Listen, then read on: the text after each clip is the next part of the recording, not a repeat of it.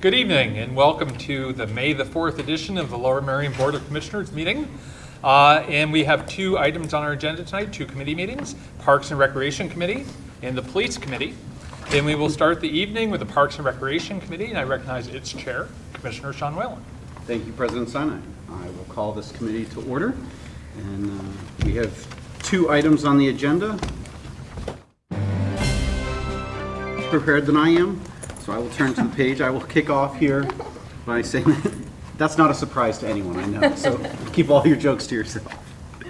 I will make a motion to start us off to recommend to the Board of Commissioners approval for the authorization for the Township Manager to enter into an easement agreement with Aqua, Pennsylvania, Inc. at Merion Botanical Park to facilitate replacement of an existing water main. Do I have a second? I recognize the second. And From who? From Commissioner Chewbacca. Yeah. And I will happily call Ms. Donna Heller if she's able to respond. Yeah, absolutely. I appreciate that, Commissioner. This one's very straightforward. Actually, they're both pretty straightforward. This is Merion Botanical Park. Aqua has an existing easement through the park, highlighted in the turquoise that cuts diagonally through the park and would interfere with a number of mature plantings within the park. We met with Aqua on site and came up with the highlighted green line that will take the water main down Merion Road and then cut directly across the park, not interfering with any mature trees in the main part of the park.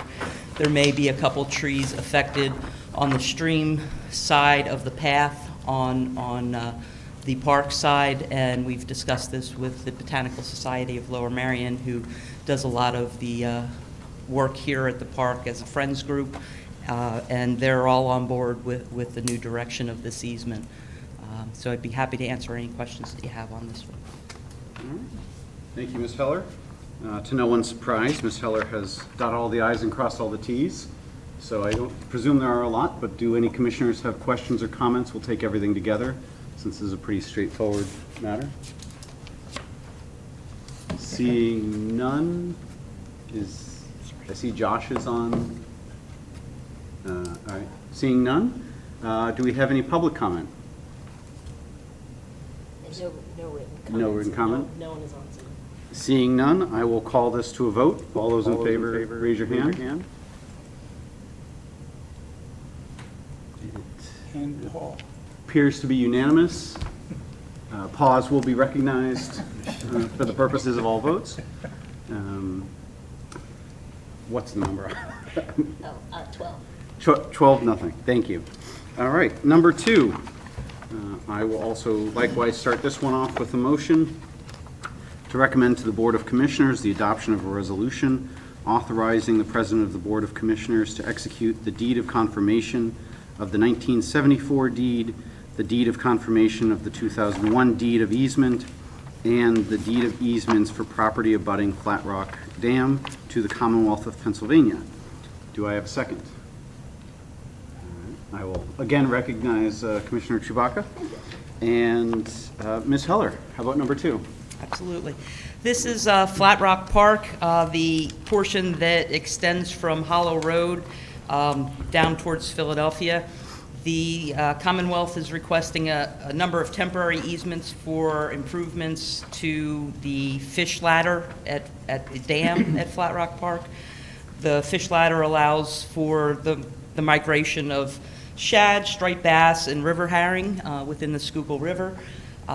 It's improving some erosion concerns around the dam, which interferes with the ladder, as well as making some improvements around the dam and fish ladder from the most recent storms we've had. There's been a lot of debris, et cetera, that has done some damage to that area, so they're making improvements to that entire area. Then there's some housekeeping items to clean up for the state. They need replacement for the 1974 deed, which was lost and not recorded. They need a replacement for the 2001 easement, and then the agreements with easement and deed for the current project that they have underway. So I'd be happy to answer any questions on this one as well. Thank you again, Ms. Heller. Do any commissioners have any questions or comments at this time? Seeing none. Oh, sorry, Commissioner Grimes. Thank you. Good evening. I just want to say I had a conversation with Donna about this by email, and by necessity, access. A lot of residents like to hike down to the dam, and of necessity, that will be not possible for while work is underway. But the good news is that the road. I'm told that PennDOT is going to restore the road or path from River Road to the dam in a better condition than it is now. And also, they're going to improve the immediate area around the dam. So I think when the work is done, it will be a plus for the residents. So I just wanted to note that. Thank you. Thank you, Commissioner Grimes. Any further commissioner questions or comments? Seeing none. Any public comment? Seeing none, I will call the matter to a vote. Raise your hand if you say aye. All right, it looks unanimous, 12-0. Oh, Tiffany's on 13-0. And with that, President Sinai, I conclude the Parks and Rec Commission. Thank you very much, Commissioner Whalen. And with that, we will turn to our second committee meeting of the evening, and that is the Police Committee, and I recognize its chair, Commissioner McComb. Thank you, President Sinai. We have two items on the Police Committee agenda tonight, both relating to the issue of parking, which is a matter of interest to many of us. One is an action item, the other is a discussion item. To lead us in the discussion is our Director of Parking Services, Jerry Adams. The first item, I believe, is the adoption of a parking regulation request policy. That is correct, Commissioner. Okay, so I'm going to just to make this in the form of motion. We move to consider for recommendation the Board of Commissioners adoption of a parking regulation request policy as recommended by the Director of Parking Services. Do I have a second? Thank you, Commissioner Whalen. Director Adams, you want to take it away on this? Thank you, everyone. Good evening. Thank you for being here. Tonight, we're here to discuss and hopefully adopt something that we discussed back in February very concisely but thoroughly. There were many minor issues that some of the commissioners had that we, myself, Ernie, and the Traffic Safety Division of the Police Department tried to incorporate into the updated policy. Some commissioners also felt that maybe because we all agree that there is a level of vagueness to any type of a parking policy because each area is so unique based on where it's situated, that we not make any changes. And that was also very respectfully taken and understood. We still work diligently to come up with something that hopefully will provide our residents with something that's a little more concise. It may still ring vague to most of us, but at least it would give the general public and our residents who don't necessarily understand the parking terminology that we use daily, an understanding of kind of what we are evaluating, what we are looking for before we are going to move forward with restricting parking on a township residential street or commercial area. Very, very well. It's fairly detailed. Can you give us sort of just in summary fashion the changes or any new aspects of the policy? The changes are very modest. They're really, I couldn't pick them out specifically because when this was done in February, I think I took it up in March to make the changes. I sent them to Ernie and Jeff and Mike McGrath, and everyone was pretty much on board. We basically were waiting for the opportunity to present it to you. Due to the fact that the committees were so busy, we are at the time we are now reviewing it. Primarily what we came up with is, I came up with an inspection sheet. Wasn't necessarily provided to you, but Commissioner O'Neill had referenced that she'd like to see possibly something when we bring one to, or when we bring a possible request for a change, to have something detailed about our inspection process. Oh, Joe, if you'd like to pass that around. Commissioner Grimes mentioned to me, I'm sorry, not Commissioner Grimes, President Sinai recommended to me something about referencing paid parking in an area being part of our criteria. That will be part of the criteria, as you'll see in our addendum. That will be basically my inspection as well as information from the police department. that will be taken into consideration under the off-street parking sentiment.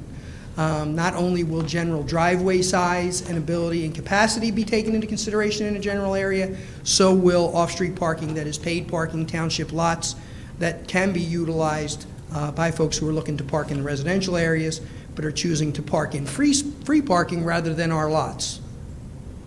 So that additional item would go as something else that the police committee, the board, and the director of parking would look at in terms of determining whether to approve an application or not.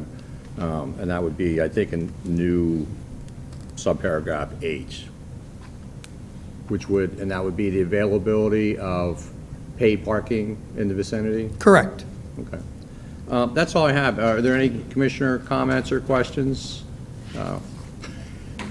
Commissioner McKeon, I believe that's you under that green uniform. That is me, thank you. Thank you, and welcome. Thank you, I know I'm a little late, I was doing the Kessel Run, I just got back, but, Mr. Adams, thank you very much for putting all this together. I just have one question. We already have an existing parking process. It's an older process, but I think it checks out. Why would we need a new policy? The new policy is updated in a fashion that it's basically more user-friendly for the residents. You and I, we understand our previous policy because we've been over it several times in here, what we're looking for, what we're not looking for, what constitutes a problem in everyone's viewpoint.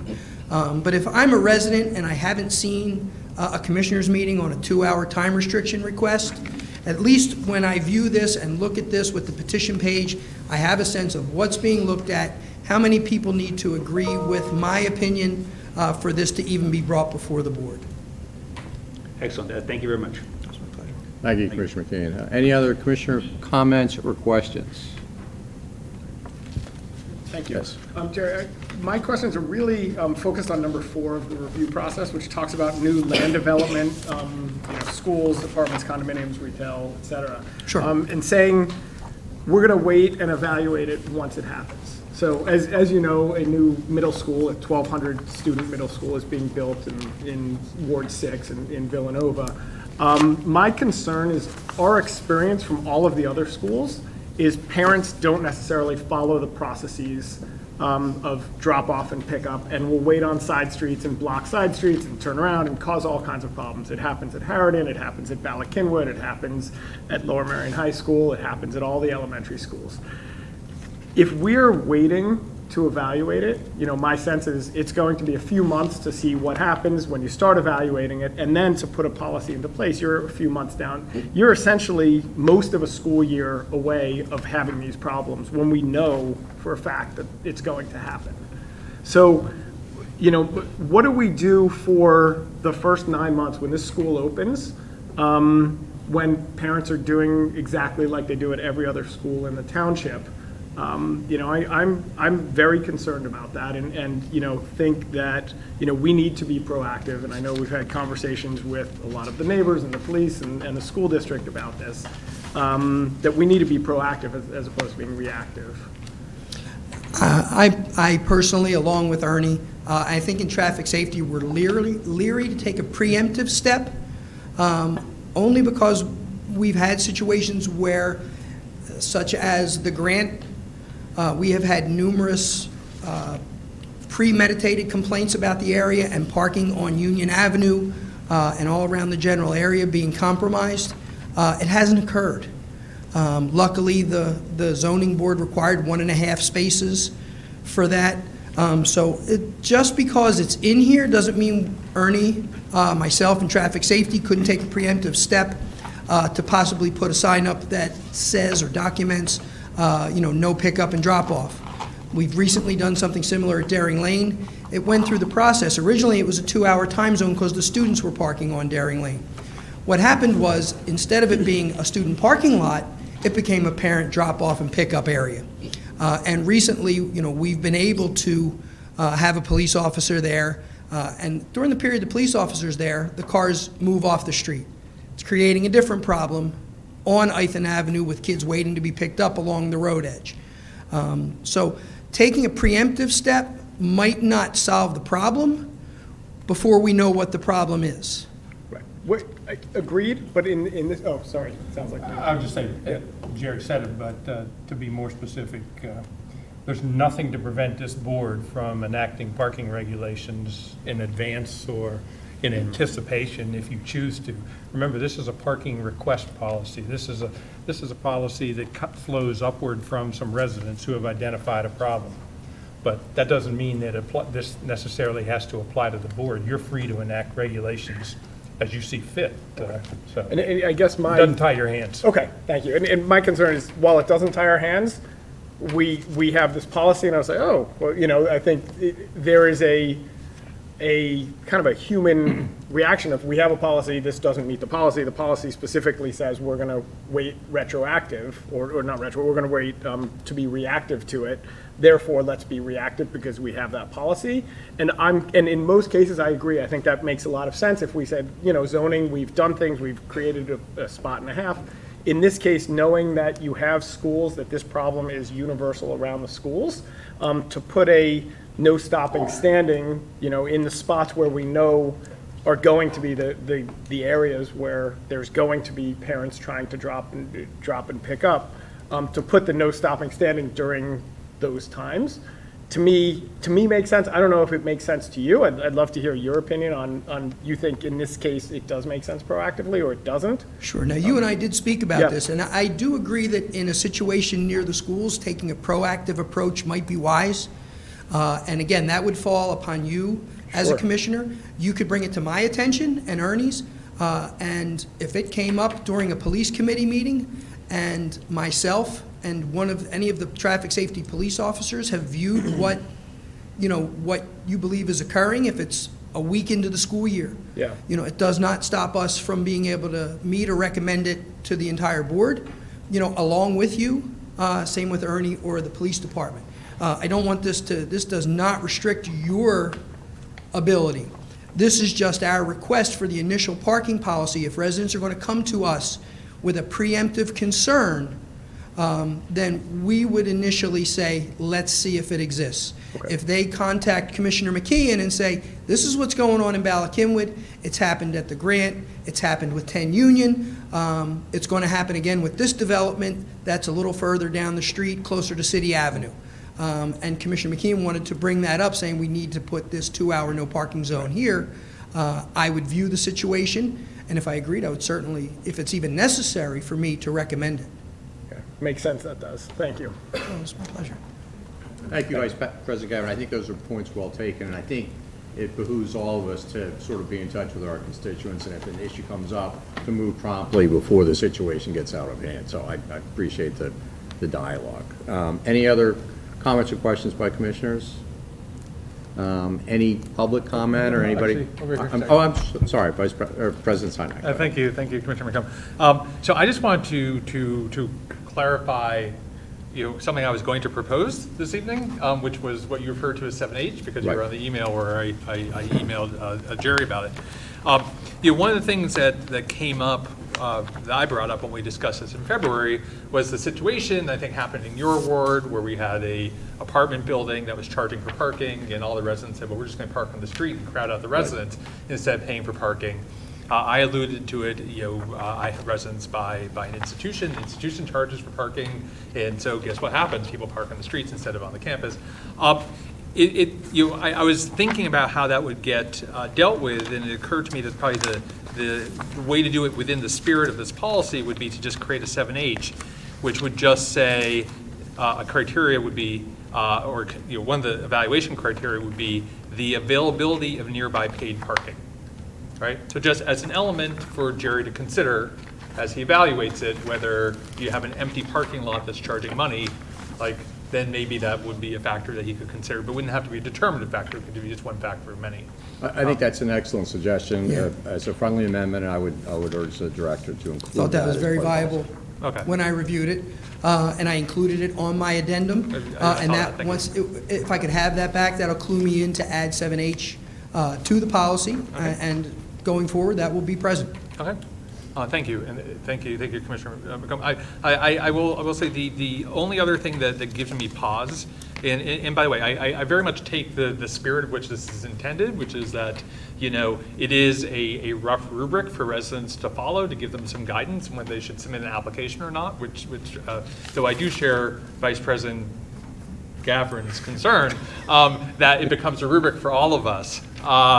But the one thing that gives me pause is that there kind of is a differential treatment in here of people who live near train stations relative to, say, people who live near schools, right? And I think one of the things that we've seen is that some of the concerns of people who live near schools are not just people parking there, it is not just safety, it is not just traffic safety, it's also property damage and people being aggressive and all these other things that are part of what I think are real concerns of residents. And the language of this extends protections against that to people who live near schools, which is something of public interest to park near, but not to people who live near train stations, which I accept is also something of public interest for people to park near. But like there, it's only safety, right? It's specific, it's unless necessary for safety. So I would like to see it be on a level playing field. I'm not sure as with schools, right? Or proximity to schools, but not so much that I need to sit here and make an amendment. I think whenever I've discussed this with you, we've probably come up with like half a dozen things that I'm like, well, what about this? And you're like, yeah, I know, we'll take care of it. When we evaluate it, we'll actually take it into account. So I trust that will happen. President, what typically it comes back to is our transportation demand management support. So we want to be very careful about restricting parking around public transportation. Now, are a lot of people in the township walking to the Marion train station? No, most of them, like you fear, are driving there and parking, creating an issue. But because we support the transportation management or demand management, we would take a closer look at the train station areas more so than the school area. But that doesn't mean that the property damage that has the potential to occur, or if it is occurring, wouldn't weigh heavier than the property demand or the transportation demand management. Okay, great. Well, thank you. That's good to know. I will spare the board my rant about we should be charging for all parking in the township. Even on the streets, those are streets that people are parking on. There are parking lots in effect, and charging means that if someone lives a half mile away, they don't drive because it's free and crowd out someone who lives 2 miles away who has a bigger need to drive. I didn't completely spare you, but I won't go on at any more length than that. Thank you, Commissioner McCollum. Thank you, President Simon. That's certainly an interesting concept and food for thought for future police committee evaluation. Just one final comment. I think this is well drafted, and I particularly appreciate that the way it's drafted, it lists criteria that will be considered, but it gives some discretion to the police committee, the board, and most importantly you, to kind of determine the weight to be given to each factor. So I think it's fair, it's workable, and I think it lays out factors to be considered for residents. So I appreciate it. At this point, Jody, anybody online for public comment? Seeing none, I'll call to a vote. All those in favor, please raise their hand or say aye. Aye. Aye. Any opposed? Seeing none, it looks as if it passes unanimously. Our second item on the police committee agenda, this is a discussion item for the possible addition of a parking meter attendant position. Director Adams, you want to kick this off for us, please? Yeah, we seem to have had an overflow of complaints to some of the commissioners around our school zones, as well as our township parks.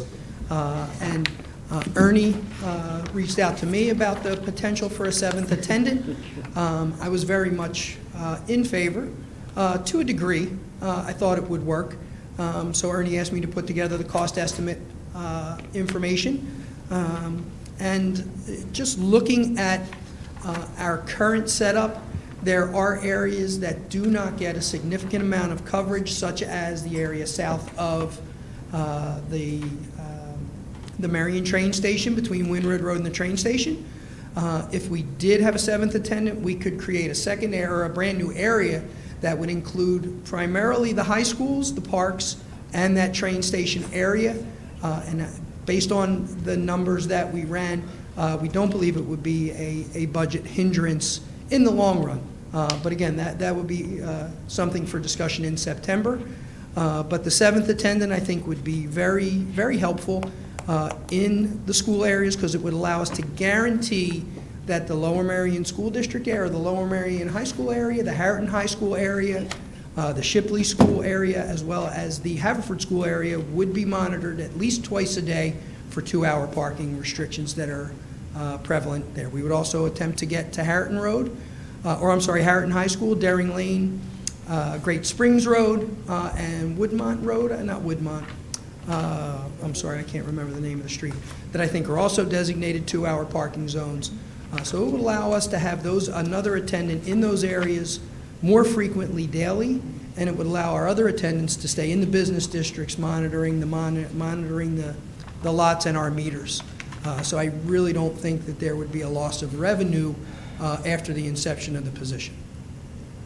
Thank you, that's helpful. I can note that during my time on the board, there have been a number of complaints about a perception that we could be doing more in the way of enforcement of parking. I know Commissioner Courtney has raised that with respect to the high school, and it's not just that. I think it's it creates a public safety issue.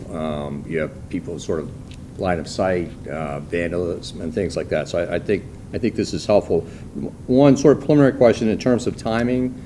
We're sort of out of cycle on this with the budget. So is this something that is scheduled to take place right away, or it's just sort of a discussion item, or where are we on that? This is all primarily up for discussion because it was brought to us by the commissioners to bring to you all. It is primarily only discussion. Okay. Normally, the course commissioner would, of course, be to work it into the annual budget, bring it to the budget workshop in September, and then work it into next year's budget proposal. But, of course, that's entirely up to the Board of Commissioners. Certainly. Okay. One last question, then I'll turn it over to my colleagues. In terms of deployment of this extra person, have you given any thoughts in terms of, I imagine it's kind of complicated to figure out, and we don't need to get into the weeds in terms of day-to-day stuff, but in general terms, it would be using this extra person in terms of priority and needs and areas that have not properly had enforcement activity? Correct. This would allow us to provide an attendant and a brand-new area that would focus primarily on the high schools as well as the parks and the Marion train station area that does not get very much enforcement at all unless it comes via complaint to the police department, because it is outside the scope of our normal area. So this new district or new area, it would provide, and the 7th attendant would provide greater coverage. We could get to each high school at least twice during the day to enforce, as well as the Marion train station and the Mill Creek Dog Park, which we've had a lot of problems, safety problems, with individuals parking along Mill Creek Road, along the guide rail with people. And if any of you know that area along the Jumbo Elliott Trail as it used to be known, it's more the Mill Creek Dog Park, but I think it is still referred to as the Jumbo Elliott Trail.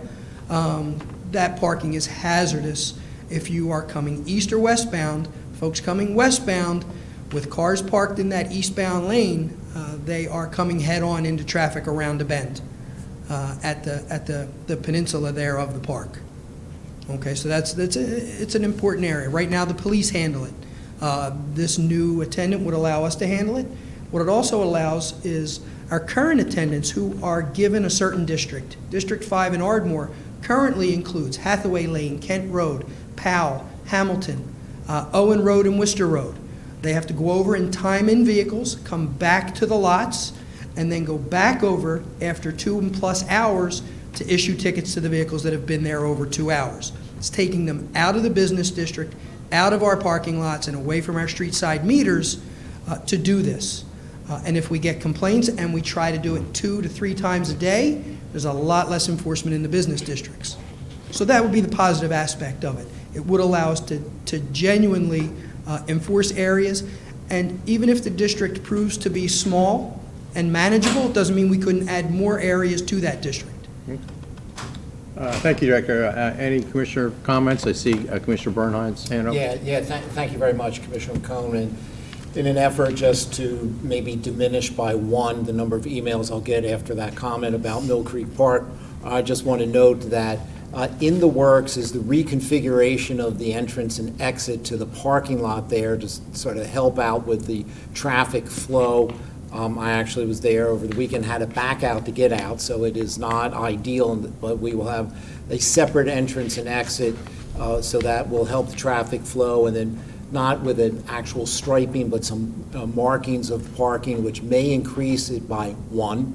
But it'll require the assistance of your department to monitor, and the overarching issue of that particular park is it's very popular, and we're short of dog parks. So since Manager McNeely doesn't want the dogs in his backyard, we're searching for another location to see if we can, be able to spread out the dogs, so to speak. But I think this idea would be a good one because we need the monitoring anyway to help educate people of what we're doing.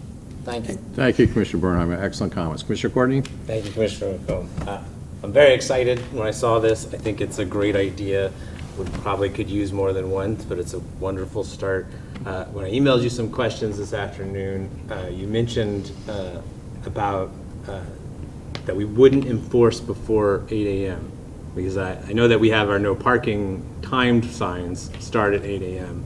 What about for no stopping, no standing? Like Owen Road by the high school is a no stopping whatsoever. Sure. Now, our attendants can enforce any parking violation. So if our attendant saw someone parked or standing in a no standing area or no stopping or standing area, they could begin to write a ticket. If there is a person in the vehicle, they usually move the vehicle before the ticket's completed. Police officer might have a little more luck in enforcing that, but if that vehicle is standing there running with no one in it, it will be ticketed by a parking attendant. We cannot handle litter or any other police codes as far as that goes, because you did mention litter in your email. That's not something our folks could enforce, but we can enforce stopping and standing. Anything that is documented, signed, and a parking violation, we can address. Okay, that's great. This is a good start then. I mean, I have been given photos of pickup at 3 o'clock or 2:30, whenever the high school lets out, of people waiting in their parked cars in a no stopping zone for kids to come across. Certainly having a presence would keep people from standing there and probably encourage them to follow the school's policy. But I'm sure something similar is going on in the morning where people are dropping off on Owen Road where they aren't allowed to stop. So it would be great if we could get the parking enforcement officer out when the high school is actually about to start. Regarding what you just mentioned and what Commissioner Sinai brought up about property damage, the traffic concerns and the traffic safety issues are probably the primary complaint, but a very close second is the littering and the trespassing, and just doesn't quite rise to the level that I'd call vandalism, but let's say disrespect of property. So this parking enforcement officer won't be able to do anything in that regard. No, we do not handle litter or anything of that nature. That would be a police code. It would be a parenting code in a lot of cases. I mean, we would implore our residents to beseech their children to show courtesy and decency when they're parking around the high schools or anywhere. If you have trash, keep it in the car until you get somewhere where you can throw it away. But again, that's not something that our parking enforcement people have the ability to enforce a ticket or issue a ticket for. You'd certainly find a lot of civic association members agreeing with you on the parenting code aspect there. You mentioned some of the streets around the high school. So one of the streets you didn't mention is Fair Hill Road, which is on the backside of Arnold Field where the tennis courts are. And I just want to talk about, as an example of what's become a major problem for the people in that neighborhood, that's a very unsafe place to park. No parking anytime, yet people who want to play tennis park there. And it's never been patrolled regularly. What happens is a resident has to call and they get routed to the county, because all phone calls to our police now go to the county dispatcher, and then the county sends someone out, and then the police officer who's sent out gets on the bullhorn and says, move your cars. The problem is now we have a learned behavior of I can park here until the cops yell at me, and then I have to move my car. Can we just have the parking enforcement officer run by there and write tickets? Absolutely. That would be spectacular. And it will be added, if we do have a 7th attendant to the new area that's created, it will be part of that route. That would be great. And I guess my last question is for our township manager. I just wanted to clarify what you said. You said that the procedure would be to bring this up normally through the fall budgeting process. What is unclear to me is, can we do it faster than that? Can I get this person next month? The Board of Commissioners always has the ability to direct a position be added. I guess next month is probably no good, but September is what I'm looking at. You do have to locate a method of paying for it, so you have to find where you're taking the money from, but it's board discretion. I've got some ideas. Should I save them for Finance Committee, President Sinai? Okay, all right. Thank you very much, Commissioner McCall. Thank you, Commissioner Courtney. Commissioner Kramer. I have no problem with the idea of adding another parking meter attendant. I do have a huge problem with the idea of converting a retired police vehicle for this purpose, when it's not sustainable and it is not consistent with our goals of converting our fleet to electric, or at a minimum hybrid or plug-in electric. And I think that has to be reconsidered, or I would not be able to support this. Thank you. The plan is hopefully to be able to provide an electric vehicle, but right now the most economical plan is to use a refurbished police vehicle, because right now getting new vehicles is very, very difficult.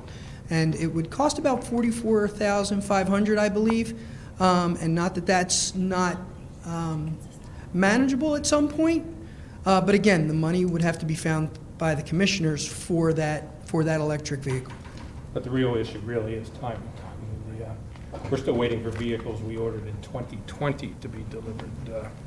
So if the board's in a hurry to see something happen in the near term, then you don't have much choice other than to, you could order a new car at the same time, but you'd have to convert a vehicle to allow the person to patrol.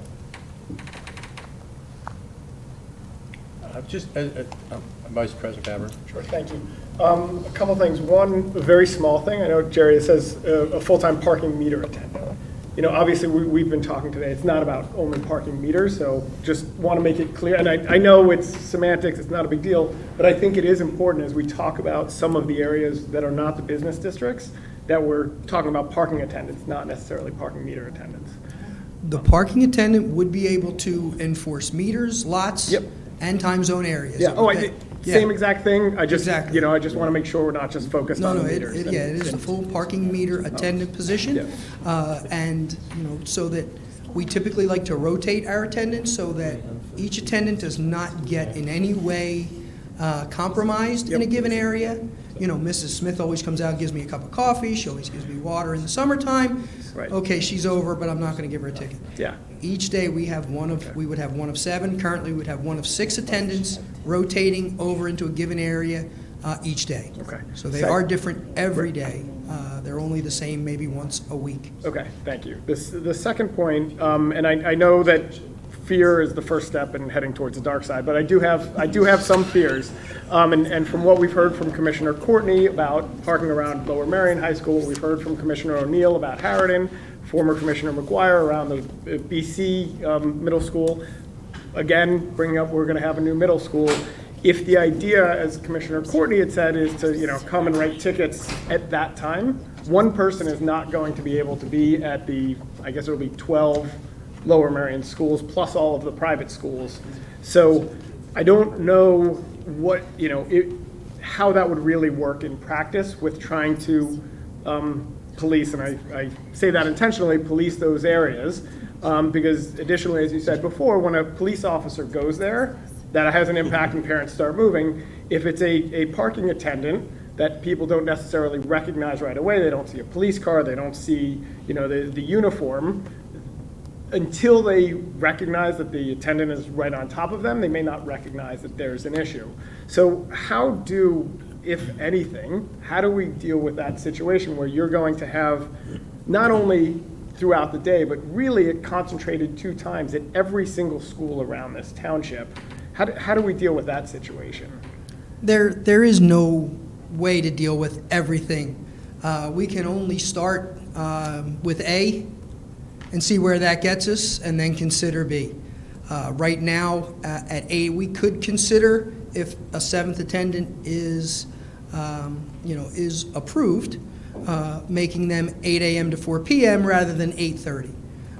The 8 a.m. would allow them to go over and time in the high schools, and then by maybe 8:30, 8:45, they're closer to the Black Rock School, which we would obviously probably put on that attendance schedule, and they would go over there hopefully before all the drop-off is completed in their uniform. Our attendants do wear uniforms as parking services. They do have a radio with direct contact to the police if needed. Again, this is a discussion brought up by the commissioners, several commissioners, and it's step 1. Okay, and step 2, whether it's financially feasible, would be a key question before we moved forward. But, Commissioner, your goal is compliance, and if it becomes known that there's a good chance of getting a ticket when you're violating a certain zone around a school, you may think twice about doing it the next time. And certainly we wouldn't have the attendant go always on Mondays to Harrington and always on Tuesdays to Lower Marion. We'll mix it up so that people don't know what day the attendant might be in that area writing tickets. This is the way. And I'm sorry, the possible 8 a.m. start time, I think the attendants that would be rotated in would enjoy it. It would get a couple, one person each day out earlier. And it would probably allow us to get the high school zones timed in, which are 2-hour parking zones, scoot over to the middle schools if possible, to make a presence felt before we had to go to the Marion train station, and then once that 2-hour time has elapsed, get back to the high schools to enforce. Yeah, great, and thank you. And I think that rotation makes a ton of sense, and certainly different days at different schools would really help. The third point I had, and actually it's interesting because I share Commissioner Kramer's concern with sustainability 100%, and it's something that we have focused on and need to continue focusing on.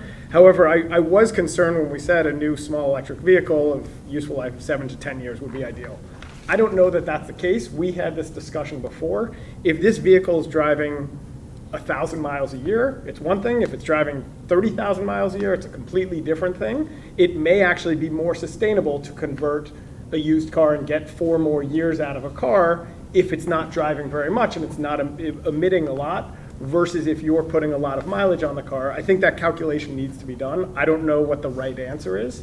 It really depends on how these are being used. So I am concerned when I said, without any background behind it, saying this would be the ideal solution. Maybe it is, maybe it's not, I don't know. But before we make that call, I'd want to make sure that it is truly the more sustainable option, which I'm not yet convinced it is the more sustainable option to be buying a brand new car versus converting something we already have in our fleet. So those are my comments. Thank you very much. Thank you, Vice President Gavin. President Sinai. Thank you, Commissioner McComb. Just quickly on sustainability, I was sitting here showing Manager McNeely video of a 3-wheeled all-electric vehicle that is sized for 1 parking attendant.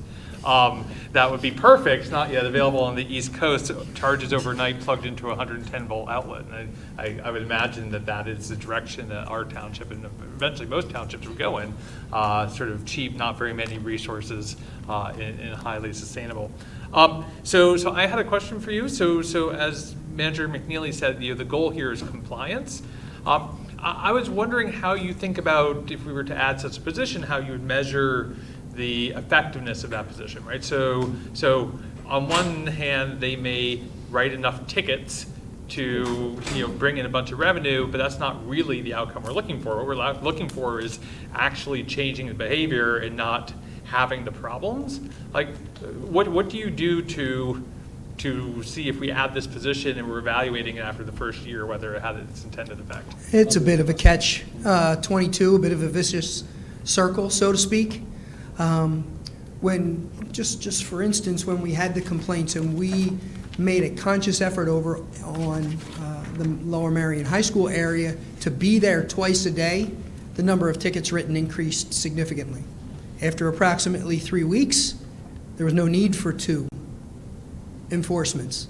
But if we stopped doing 2 enforcements, slowly but surely, the cars that would come back. So, I mean, compliance is always the goal. We're always working for that. We're working to get information to the residents. We're working to provide residential parking permits to residents so they don't get tickets. It's an ebb and flow, unfortunately. So for us to justify the position, they have to issue tickets. If they're issuing tickets, we're not getting compliance. If we're getting compliance, then the position isn't paying for itself any longer, and it could be a revenue hindrance.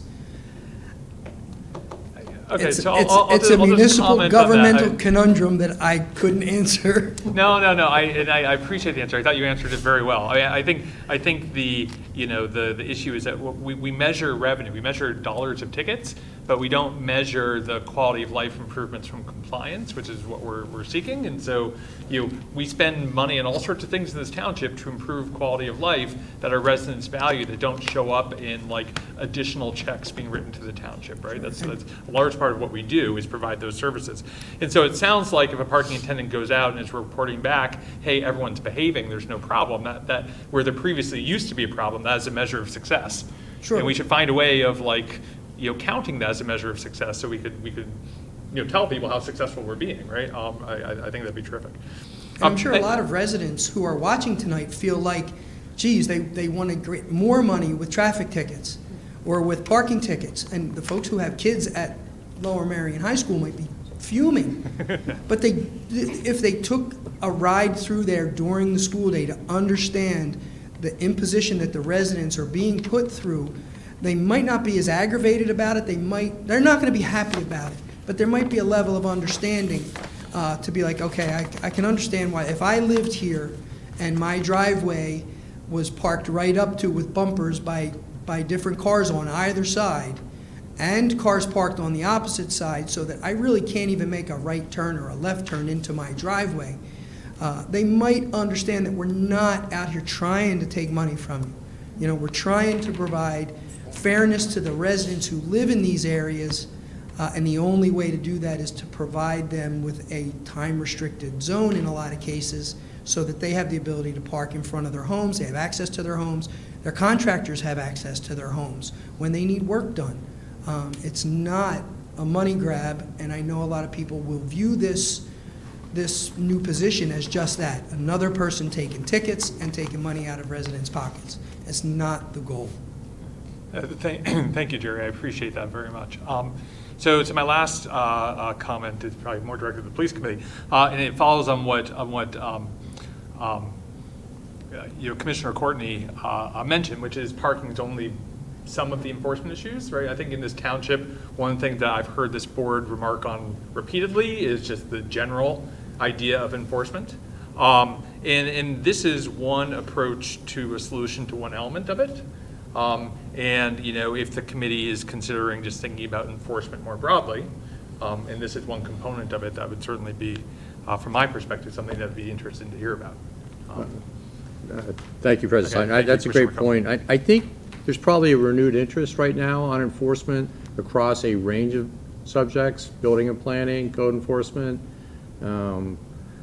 applicants who agree to conditions of approval and then don't comply with them. And I think we are all familiar with that, and I think it behooves us to set a priority and say it's important. I know we have permit parking on our street, and while I grumble because my kids seem to forget that when they come home and visit and leave the car out there, it works.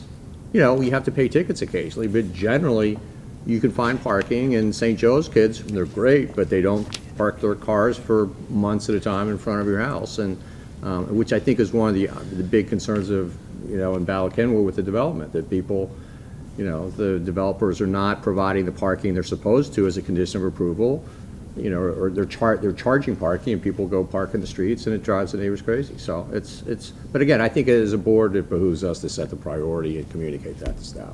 So, thank you, President Stein. Commissioner McKeon. Yeah, thank you, Admiral McCollum. I share, I think, the board's concerns here about the enforcement issue. I mean, this whole process can be very frustrating. It's like herding nerf herders, because a lot of these parkers, they may startle easily, but they come back in greater numbers. So there are some very serious challenges here, and I do think that this additional attendant is the parking attendant we're looking for, so I support it, but I think that this merely reduces the problem but does not completely eliminate it. But I think a reduction is important. Terrific. Thank you. Thank you, Commissioner McKeon.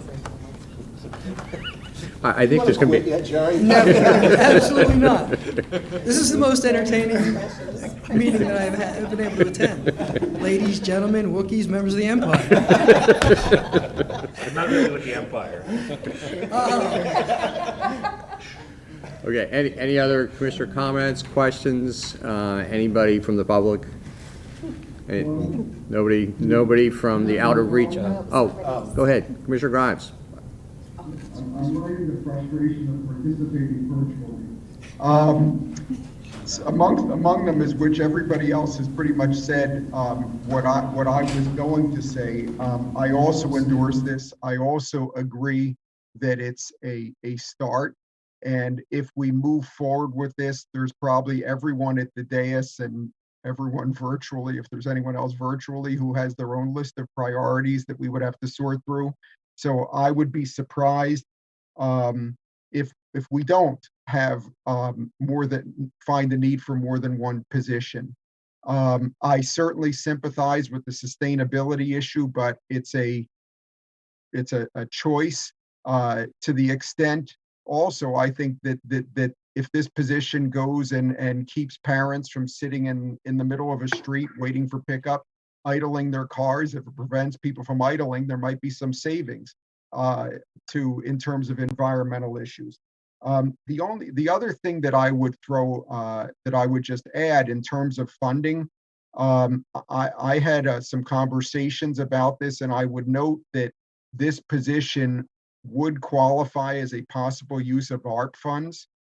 And those are funds that could be available to us before the end of the year, either as a funding mechanism. And I'm looking, I think this position was estimated to cost between $83,000 and $89,000 for the first year. So maybe half of that for 6 months. So that's $45,000 max, plus a vehicle. And ARP funds could be used, to fund this, or possibly they could be used to defer as a funding source now, and to be replaced with that funding replaced when next year's budget takes effect. So the board certainly could consider moving forward with this position in the short term, and I certainly think that's worth considering. So thanks very much. Commissioner Grimes. Any other comments or questions? Seeing none, I don't think this is an action item. I think this is just to sort of raise the issues, and I appreciate everybody's input. I think we've had some good discussion on important topics. So that concludes the business of the Police Committee. President Sinai, thank you. Okay, thank you, Commissioner McComb. So I was thinking about how to end this evening. And those of you who've listened to my sports analogies know I would get it wrong if I tried to do it, because it's likely to say live long and prosperous to get it right. So I'm going to turn over to Vice President Gavrin to close us out in fashion. Thank you, President Sinai. I just want to wish Maya Gavrin, all the residents of Lower Merion, and everyone in a galaxy far, far away a very happy International Star Wars Day. May the 4th be with you.